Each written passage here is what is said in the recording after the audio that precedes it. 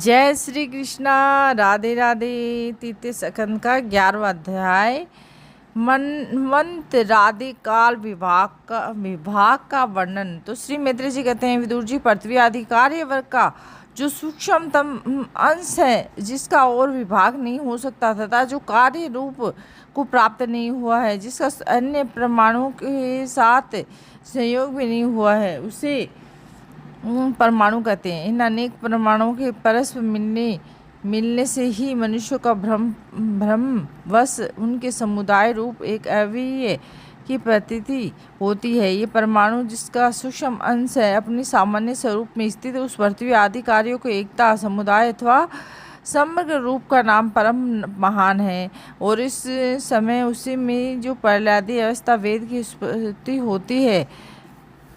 होती है, नवीन प्राचीन आदि काल भेद का भान होता है, न घट पदादि वस्तु वेद की ही कल्पना होती है।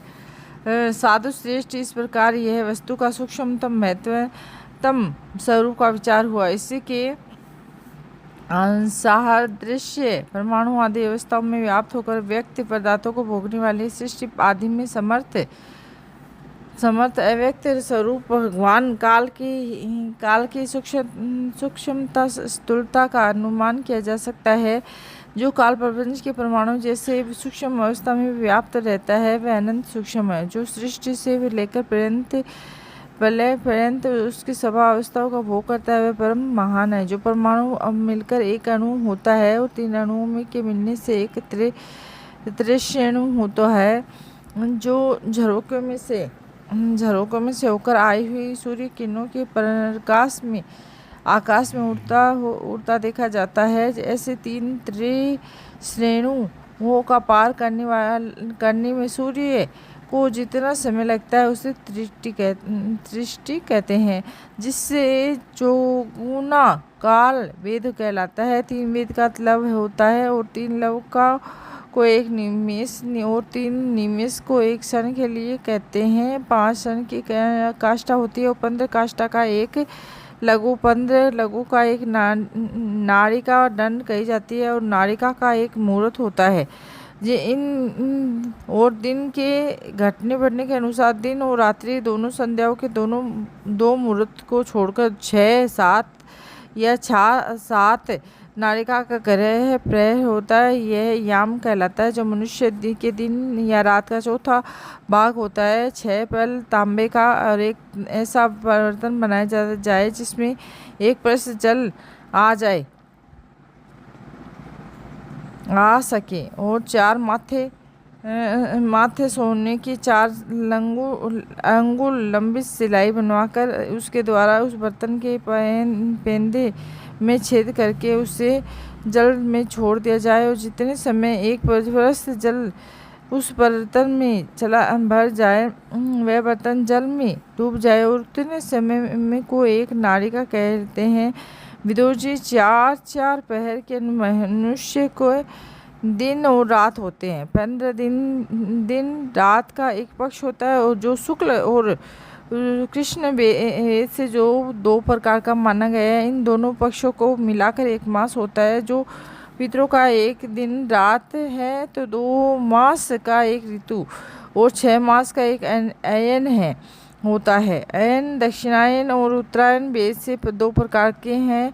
ये दोनों अयन मिलकर देवताओं के एक दिन रात होते हैं तथा मनुष्य लोक में वर्ष या 12 मास कहे जाते हैं। ऐसे 100 वर्ष की मनुष्य की परम आयु बताई गई है। चंद्रमा आदि ग्रह, अश्विनी आदि नक्षत्र और समस्त तारा मंडल अधिष्ठाता काल स्वरूप भगवान सूर्य परमाणुओं को लेकर संवंतर पर्यंत काल में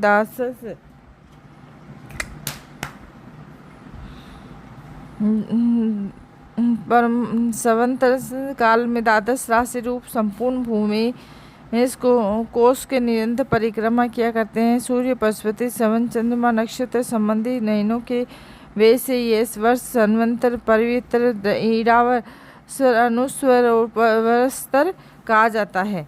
विदुर जी, इन 5 प्रकार के वर्षों की प्रवृत्ति करने वाले भगवान सूर्य की तुम उपहार आदि समर्पित करके पूजा करो।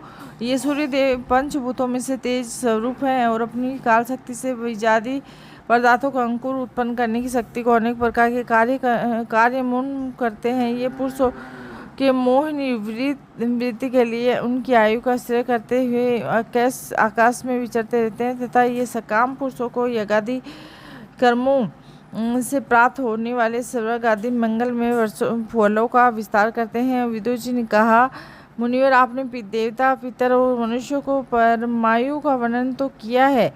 अब जो सनकादि ज्ञानी मुनिजन त्रिलोकी से बाहर कल्प से ही अधिक काल तक रहने वाले हैं, उनकी भी आयु का वर्णन कीजिए। तो आप भगवान काल का गति भली भांति जानते हैं, क्योंकि ज्ञानी लोग अपनी योग सिद्ध दिव्य दृष्टि से सारे संसार को देख लेते हैं। मित्र जी ने कहा, विदुर जी,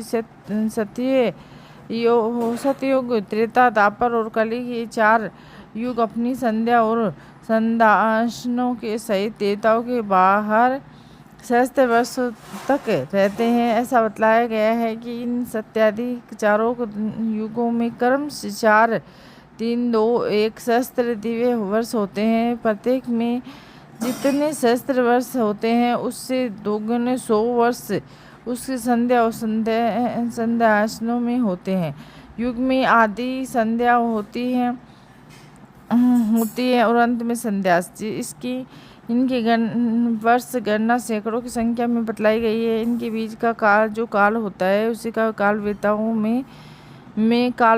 में युग कहा गया है। प्रत्येक युग में एक वर्ष विशेष वर्ष धर्म का विधान पाया जाता है। सतयुग के मनुष्य में धर्म अपने चारों चरणों में रहता है और फिर अन्य युगों के धर्म की वृद्धि होने से उसका एक चरण छिन्न होता जाता है। प्यारे विदुर जी, त्रिलोकी से बाहर है लोक से ब्रह्मलोक पर्यंत यहाँ की एक सहस्त्र चतुर्युगी का एक दिन होता है और इतनी ही बड़ी रात्रि होती है जिसमें जगतकर्ता ब्रह्मा जी शयन करते हैं। उस रात्रि का अंत होने पर इस लोक का कल्प आरंभ होता है। उसका कर्म जब तक ब्रह्मा जी का दिन रहता है तब तक चलता रहता है और उस एक कल्प 14 मनु को जाते हैं। प्रत्येक मनु एकेतर चतुर्युग से कुछ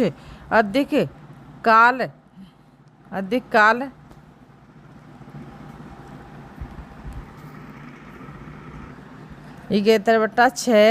14 चतुर्युगी तक अपना अधिकार भोगता है। प्रत्येक मनवंतर में भिन्न भिन्न मनुवंशी राजा लोग, सब तरह से देवगण, इंद्र और उनके अनुयायी गंधर्व आदि साथ साथ ही अपना अधिकार भोगते हैं। ये ब्रह्मा जी के प्रतिदिन की सृष्टि है जिसमें तीनों लोकों की रचना होती है और उसमें अपने अपने कर्म अनुसार पशु पक्षी मनुष्य पितर देवताओं की उत्पत्ति होती है। इस मनवंतरों में भगवान सत्व गुण आश्रय ले और अपनी मनु आदि मूर्तियों के द्वारा पौरुष प्रकट करते हुए इस विषय का पालन करते हैं। काल कर्म से जब ब्रह्मा जी का दिन बीत जाता है तब वे तमोगुण संपर्क के स्वीकार कर अपने सृष्टि रचना रूप पौरुष का स्थगित करके निश्चेष्ट भाव से स्थित हो जाते हैं और उस समय सारा विश्व उन्हीं में लीन हो जाता है। और जब सूर्य और चंद्रमा आदि रहित वह प्रलय रात्रि आती है तब वह भूवस्व है तीनों लोगों के उन्हीं ब्रह्मा जी के शरीर में छुप जाते हैं और उस अवसर पर तीनों लोग शेष जी के मुख में निकलती हुई अग्नि के रूप में भगवान की शक्ति जलने लगती है। इसीलिए उसके ताप से व्याकुल होकर वर्ग आदि मुनीश्वर मर्मलोक भोजन लोग चले जाते हैं। इतने में ही 7 समुद्र प्रलय काल में प्रचंड भवन उमड़कर उछलती हुई उताल तरंगों और त्रिलोकी को डुबा देते हैं। अर्थात सतयुग में 4000 दिव्य वर्ष और युग 6000 संध्या और संध्यास के इस प्रकार 6 और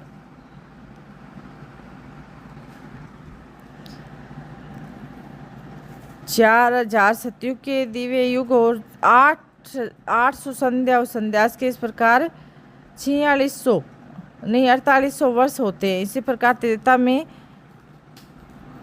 में त्रेता में 3800 द्वापर में और 2400 कलयुग में और 1200 दिव्य वर्ष होते हैं। मनुष्य का एक वर्ष देवताओं का एक दिन होता है और अतः देवताओं का एक वर्ष मनुष्य के 360 वर्ष के बराबर होता है। इस प्रकार मान्य मान से कलयुग 4,32,000 वर्ष हुए।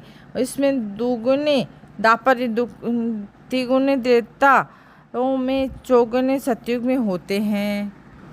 तब उस जल के भीतर भगवान से शाही योग निद्रा में नेत्र मूंद कर शयन करते हैं और उस समय जन लोक निवासी मुनिगण उनकी स्तुति क्या करते हैं। इस प्रकार काल की गति के एक एक सहस्त्र चतुर्युग रूप में प्रतीत होने वाले एक दिन रात के हेर फेर ब्रह्मा जी की 100 वर्ष की परमायु की बीती हुई दिखाई देती है। ब्रह्मा जी की आयु के आधे भाग को परात कहते हैं। अब तक पहला परात तो बीत चुका है, दूसरा चल रहा है और पूर्व परात में के आरंभ में ब्रह्मा नामक महान कल्प हुआ था और उसी में ब्रह्मा जी की उत्पत्ति हुई है। परिनिधि जन उन्हीं शब्द में ब्रह्मा कहते हैं और उसी परात के अंत में जो कल्प हुआ था उसे प्राग कल्प कहते हैं। इसमें भगवान नाभि सरोवर सर्वलोक में कमल प्रकट हुआ था। विदुर जी, इस समय जो कल्प चल रहा है वह दूसरे परात का आरंभक बतलाया जाता है। यह वराह कल्प नाम से विख्यात है, जिसमें भगवान ने शुक्र रूप धारण किया था और यह दो परात का काल अव्यक्त अनंत अनादि विश्व आत्मा श्री हरि का निवेश माना जाता है। यह परमाणु से लेकर दीपरात पर्यंत फैला हुआ काल सर्व समर्थ होने पर भी सर्व आत्मा श्री हरि इस प्रकार की प्रभुता नहीं रखता। ये तो देहादि में अभिमान रखने वाले जीवों का ही शासन करने में समर्थ है।